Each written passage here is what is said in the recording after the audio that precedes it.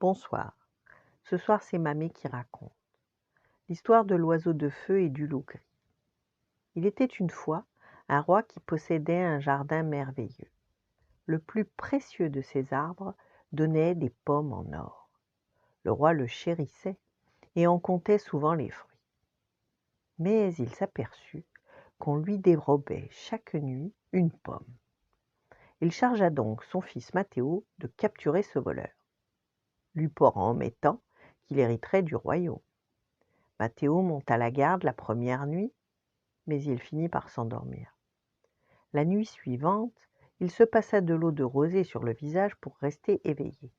Et vers minuit, il vit un oiseau de feu se poser sur l'arbre et en picorer une pomme. Matteo s'approcha sans bruit, mais ne réussit à attraper qu'une de ses plumes avant qu'il ne s'échappe. Le roi ordonna : « Va de par le monde et ramène-moi cet oiseau de feu. » Matt quitta donc le palais à toute allure sur son meilleur destrier.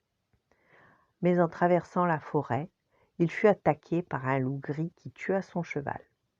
Matteo se désespéra. Il ne pourrait plus aller bien loin maintenant. Face à sa détresse, le loup se mit à parler et le rassura. « Je vais t'aider à trouver cet oiseau de feu. Monte sur mon dos et accroche-toi. » Le loup traversa des vallées, gravit des monts, sauta des rivières et s'arrêta devant un grand mur blanc. « Escalade ce mur, Matteo. De l'autre côté, tu trouveras l'oiseau de feu dans une cage en or.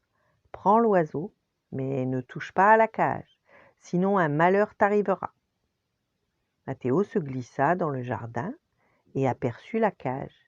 Elle était si belle qu'il en oublia les recommandations du loup gris, et il s'en saisit.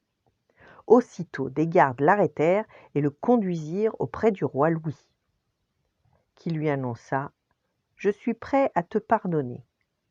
Si tu vas chez le roi Jean et que tu me ramènes son cheval à crinière d'or, alors je te donnerai mon oiseau de feu. » Matt rejoignit le loup gris et lui raconta sa mésaventure. Le loup le réprimanda, mais accepta de l'accompagner.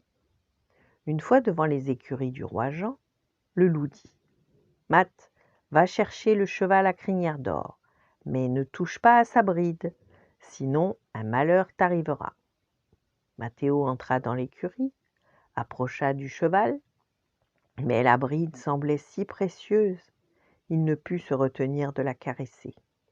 Aussitôt, des gardes s'emparèrent de lui. Ils le conduisirent au roi, qui lui déclara : « Je suis prêt à te pardonner, si tu vas chez le roi Henri et que tu me ramènes sa fille Jenna. Alors je te donnerai mon cheval. » Matteo accepta le marché, et parvenu avec le loup gris aux grilles d'or du jardin du roi Henri, le loup décida : « Reste ici, tu n'écoutes jamais les conseils qu'on te donne. J'irai moi-même chercher la princesse. » Et le loup se glissa dans le jardin. Comme Jenna y cueillait des fleurs, il bondit sur elle, la jeta sur son dos et l'emporta. Alors Matteo tomba fou amoureux de la belle princesse. Il se refusa à la livrer au roi Jean. Le loup gris proposa de prendre l'apparence de la belle. Il resterait auprès du roi Jean, Matt récupérerait le cheval à crinière d'or, puis le loup pourrait rejoindre les amoureux. Le plan fonctionna à merveille. Sauf qu'en revoyant le cheval, Matt sentit son cœur se serrer, et il ne voulut plus le livrer au roi Louis.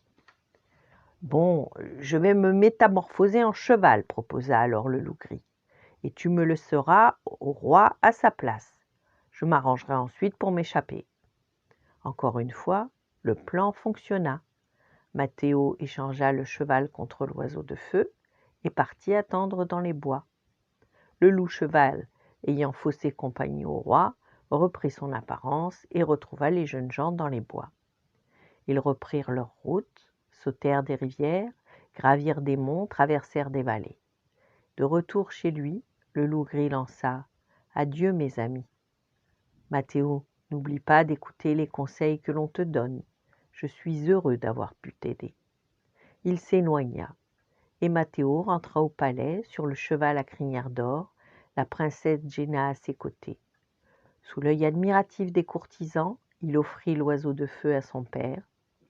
Quelque temps plus tard, on célébra son mariage avec Jenna, et ils n'oublièrent jamais le loup gris qui leur avait permis de se rencontrer. Voilà, bonne nuit, faites de beaux rêves, et à demain.